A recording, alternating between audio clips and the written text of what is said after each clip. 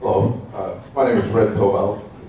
I wanted to tell you I agree with the vision that Mr. Lee painted out with the sign on the side of the road that promoted a friendly Mesquite, a golfing Mesquite.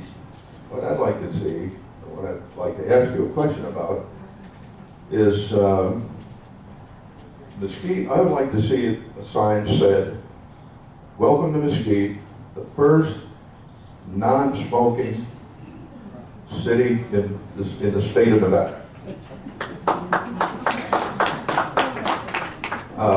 I go to the casino. You run a first-class operation. I go to Eureka many times, but a lot of times I have to cut my stay short because my wife here comes over right in the middle of a good poker run, one of the machines, and she'll say, "Come on, I got to leave, right, because my eyes are burning me and I got to leave."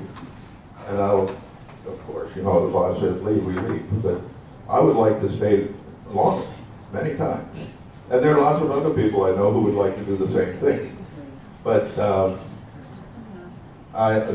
boils down to a question. And the question is, what do you say, what do you think about taking the lead, if you would, in a drive to follow a national trend to a country, a city that does not have smoking in it, and leading us to a smoke-free Mesquite? What would your answer to that be? Thank you. Thanks for the question. It's not a hard question for me to answer. The answer is probably not one that you're going to like. I took a meeting with Kendall Tenney, and there was, he's a former newscaster, and he was with, I think the head, I'm not sure if she was the head of the American Heart Association or another group that was really promoting non-smoking I'm not sure if it was the entire city or one property. And as I'm always willing to listen.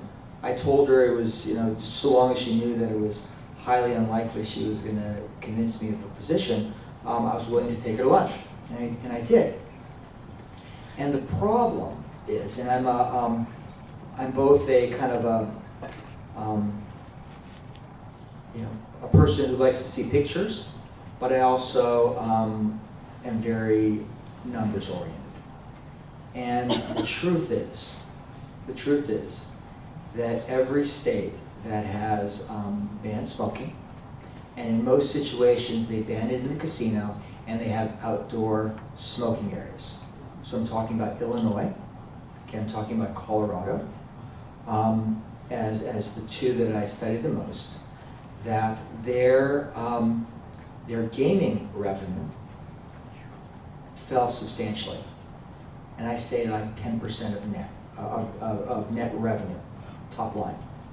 That could be a 25% decrease at the operating profit line. And those are all situations where, in the case of Illinois, Indiana did not pass the same legislation. And so Indiana, in the Chicagolands, used it as a competitive advantage. Okay? And Chicago had to, Illinois is in the process of pretty radically changing its gaming legislation, expanding it, okay, because the revenues fell. I'm seeing you shake your head, but I mean that's the truth that I saw researching it. And in the case of Colorado, what happened when they fell, they had to change the legislation by increasing table bets so that they could try to make up their money in another way. Now, some states have the ability to tweak their law, but in Nevada, where they don't, it's not something that the people who've invested quite a bit and who have lots of employees who are expecting revenues to be a certain place.